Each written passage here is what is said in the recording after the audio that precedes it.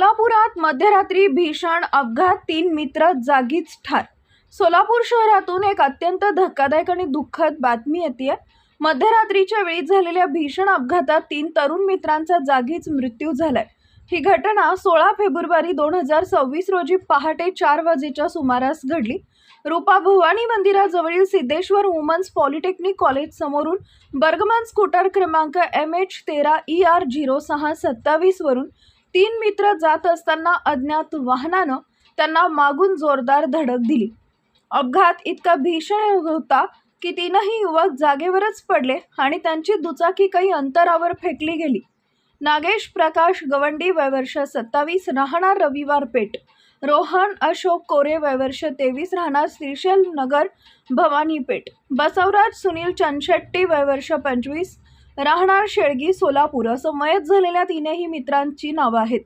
घटनेची माहिती मिळताच जोडभावी पेठ पोलीस ठाण्याचे पोलीस घटनास्थळी दाखल झाले। तिघांना तातडीनं श्री छत्रपती शिवाजी महाराज सर्वोपचार रुग्णालयात दाखल करण्यात आले, मात्र उपचारापूर्वीच डॉक्टरांनी तिघांचा मृत्यू झाल्याचं घोषित केले। नागेश गवंडी टोल नाक्यावर नोकरी करत होता। त्याच्या पश्चात आई, बहीण आणि एक भाऊ आहे।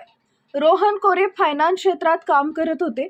त्यांच्या पश्चात आई, वडील, भाऊ आणि एक विवाहित बहीण आहे। बसवराज चंदशेट्टी पुण्यातील बजाज फायनान्समध्ये कार्यरत होते। त्यांच्या पश्चात आई, वडील आणि एक भाऊ आहे। या दुर्दैवी अपघातामुळे तीनही कुटुंबावर दुःखाचा डोंगर कोसळलाय। नातेवाईक आणि मित्रांनी सिव्हिल हॉस्पिटलमध्ये मोठी गर्दी केली होती। Subscribe now and press the bell icon. Never miss an update.